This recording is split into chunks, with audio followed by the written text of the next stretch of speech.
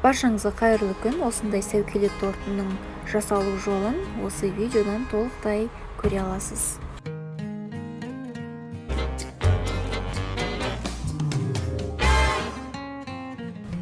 Біздің сәукеле тортымыздың іші осындай молочная девочка болады. Ол үшін бізге 3 жұмыртқа, 10 грамм разрыхлитель, 600 грамм сгущенка және 300 грамм ұн қажет болады. Ең алдымен жұмыртқаның барлығын жарып, сгущенка мен жұмыртқаны миксерде араластырып аламыз.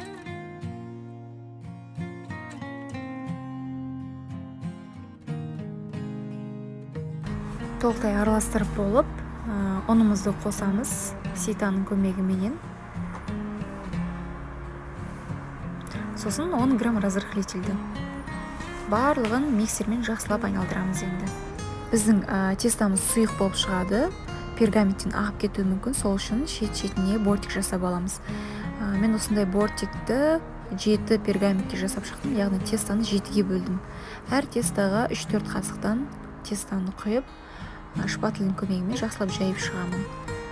Осы уақытта печканы 180 градуста қыздырып қойып, 10-15 минуттан пісіріп аламын.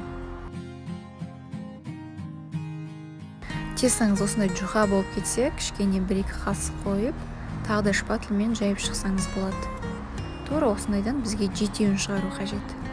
Енді тестасын жасайтын болсақ, 500 грамм крем-чиз, 200 грамм қант және 500 грамм сливки қажет болады. Ең алдымен қант пен крем-чизді бірге араластырып аламын.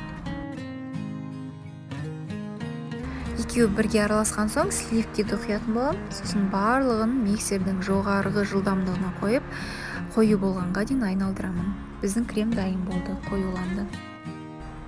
Менде корждарым осылай пісіп шықты. Енді бұны құрастыру үшін бізге поворотный столик, подложка және сыртына кольцо қажет болады.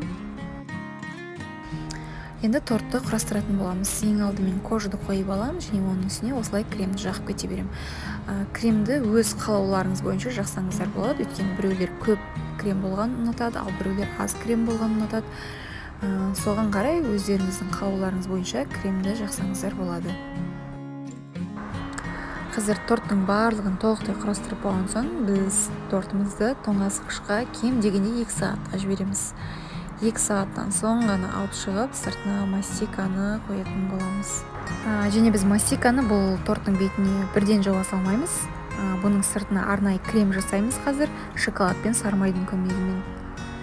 Ол үшін бізге осындай шоколад қажет, 200 грамм және сармай 100 грамм қажет. Алдымен шоколадты ерітіп алдым. Бұл жерде шоколадтың орнына глазур қолдансаңыздар да болады. Еріп тұрған сармайды салып, жақсылап миксермен немесе қасықпен осылай мыжғылаймыз.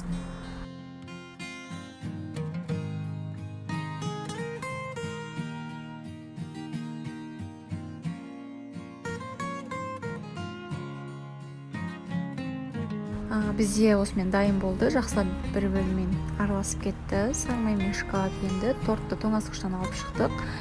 Жақсылап ажыратып аламын кольцодан. Сосын сыртына осы кремді жағып шығатын боламыз.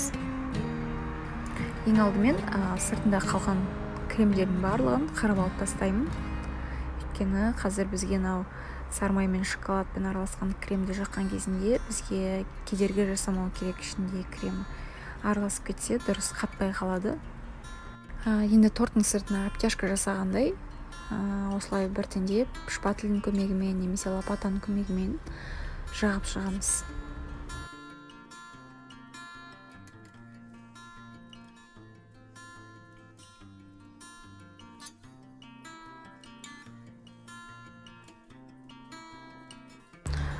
Барлығын толықтай жағып болған соң, бұны да тағы да жарты сағатқа тоңазытқышқа жібереміз. Сонда сыртының барлығы тегістей қатып қалатын болады.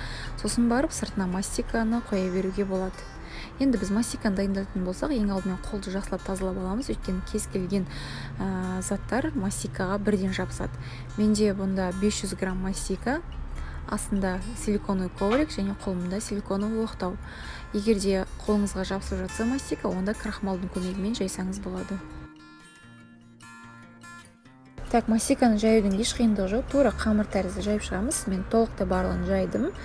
Енді торттың бетіне жақсылап қойып шығамын. Мастиканы торттың бетіне қаптау үшін кішкене шыдамдылық қажет және уақыт қажет. Осындай әрекеттермен біртіндеп торттың бетіне кигізіп шығамыз мастиканы. Сосын астындағы артық қалған мастикалар бізге кедергі жасамау керек. Барлығын пышақтың көмегімен кесіп тастаймын. Және осындай арнайы мастикаға арналған утюгтар болады, соның көмегімен де тегістейміз.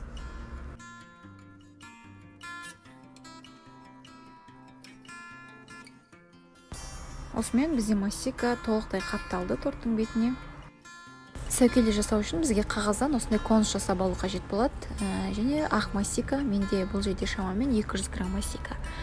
Осыны қазір конусқа туралап жайып шығамын. Мастиканы жайып болып, конусымызға тура келемі өлшеп аламыз. Артық жерін барлығын кесіп тастаймын. Енді кішкене уақыт беру керек мастикаға кебуге. Ол уақытқа дейін 100 грамм мастикаға сары краситель араластырып қоямыз. Бұл қазір ою жасауға қажет болады. Бізде мастикамыз кішкене қатты.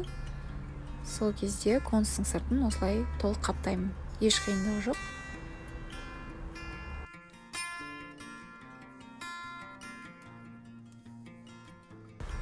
Жақсылап кигізіп болып, астындағы артық қалғандарын да кесіп тастаймыз туралап. Енді шет-шеттерін осындай қолдың көмегімен жақсылап бір-біріне жабыстырамын.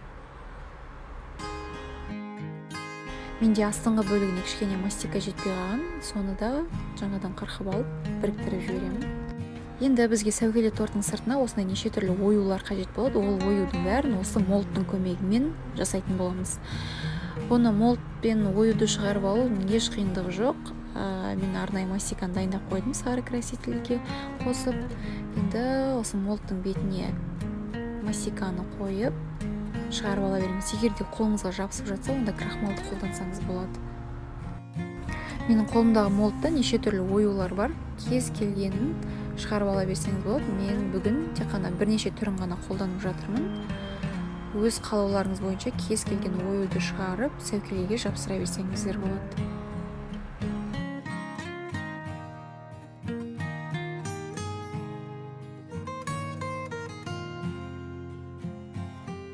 Мастиканы молдқа кигізіп болған соң, бірден осылай шешіп алуға болады. Еш күтудің қажеті жоқ. Енді торттың бетіндегі жазуды жасау үшін мастиканы қызыл түске бояймын. Және бізге ол үшін осындай әріпті шығаратын молд қажет болады. Бұнда еш қиындығы жоқ. Мастиканы осы молдтың ішіне кіргіземін де шет-шетіндегі артықтарын алып тастап, қолыма жабысып жатса крахмал қолданамын. Солай біртіндеп әріптерді молдтан шешіп аламын.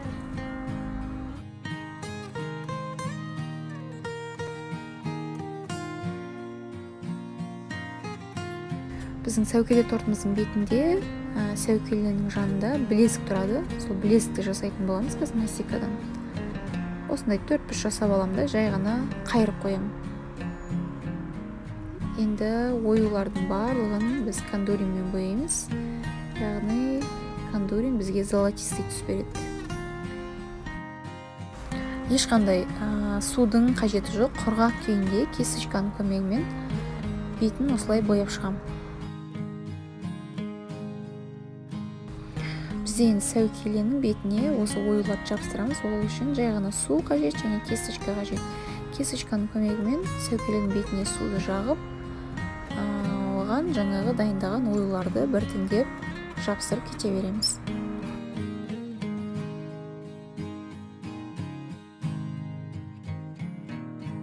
Және біздің торттың бетіне сырға салу деп жазу қажет. Ол үшін мен мастиканы думалатып кесіп алдым және пищевой маркердің көмегімен осылай жазу жазып шықтым. Және бұл жазудың шетіне де кез келген өзіңіз қалауыңыз бойынша шығарған оюды осылай жабыстыруға болады.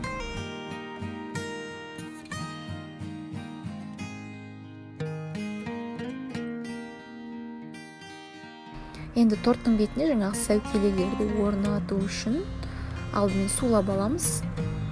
Сосын біртіндеп сәукеледен бастап орната береміз торттың бетіне. Сосын білезікті де тура солай астын сулап аламыз, сосын орнатамыз.